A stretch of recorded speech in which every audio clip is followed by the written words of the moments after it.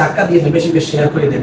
মানুষ কত বড় জঘন্য খারাপ, কত বড় নিকৃষ্ট, এই কাজটা করতে পারলো এই ভাই নিজে খাইতে পারে না, এইরকম একটা অন্যায় কাম করিয়া লাগে, এই ভাবা যায়? আরে ভাই তা আমাদের দল সাপাটা কি না, এই এদিকটা লাগে 12টা ফ্যান দরকার ছিল, 7টা ফ্যান হয়েছে। আমার ভিডিও এই লোকটা দেয়, ওনার নাম হালিম, ওনার বাড়ি রংপুর লালমনিরহাটে হাতিবান্ধা থানা। নিজে খাইতে পারে না, মসজিদ মাদ্রাসায় দান করে তার হৃদয় কান দিয়ে, তার মা ভিক্ষা করে সংসার চালায়, নিজের ঘরের পোতাটা চিকিৎসা করতে চাইলে হ্যাঁ মানুষের কাছে বন্ধ, কি কম কইতে পারি, খালি বলছে হুজুর কাছে ফ্যানটা দিয়ে আমাদের দোয়া করবে। আসসালামু আলাইকুম। ওয়ালাইকুম আসসালাম।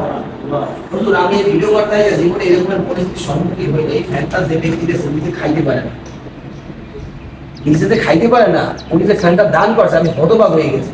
এবং ফ্যানটার দাম 4100 টাকা, যে দোকান দিয়ে কিনছি সেই দোকানদার 3550 টাকা রাখছে, বাদ বাকি টাকা জিজ্ঞাসা করতে ফোন করে, ভাই টাকাটা কি ফেরত দিয়ে দেবো? বলছে না, ওদের জন্য একটু বিস্কুটের ব্যবস্থা বা একটু চকলেটের ব্যবস্থা করি, আমরা চকলেট বিস্কুট নিয়ে এসেছি এই 3 মাস আপনার ভাইদের জন্য, ওর জন্য আমরা একটু কিছু বলেন, ওর জন্য দোয়া করে।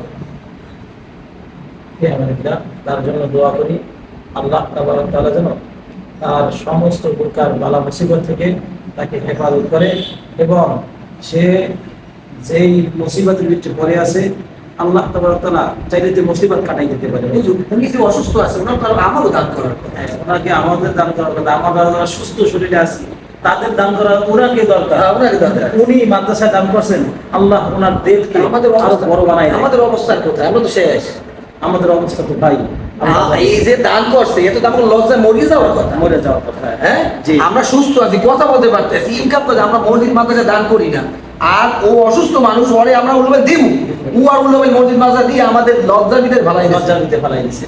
আল্লাহ তাআলা ওনার দানকে কবুল আর মঞ্জুর হুজুর একটু দোয়া করি, আল্লাহ তাআলা তার দানকে কবুল করুক, এই দানের উসিলা করে তার মা বাবা যারা দুনিয়াতে বেঁচে আছে তাদের সুস্থতার জীবন দান করুক, এবং সম্পদ যা হারাই গেছে আল্লাহ ওগুলো আবার অর্জন করার তৌফিক দান করুক। আমিন আমিন। আল্লাহ তার মাকসাদ পূরণ করুক। আমিন আমিন।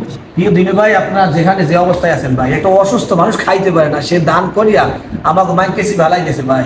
চিন্তা করতে পারেন ভাই, আমরা কাজ করতে পারি, খাইতে পারি, কথা বলতে পারি, মাথা ঠিক মতো কাজে লাগাইতে পারি, আর সে লোকটা কথা বলতেও ঠিক মতো পারে না, মনে করেন কাজ করতে পারে না, উল্টো ভাই নিজে খাইতে পারে না, উল্টো ভাই পরকালে সামনা জোগাড় করলে মসজিদ মাদ্রাসা দান করছে, আল্লাহ মাফ করে। এই দিন আমার শিক্ষা না হয় ভাই, তাহলে কিছু করার নাই, আমরা জাতি হিসাবে লজ্জিত।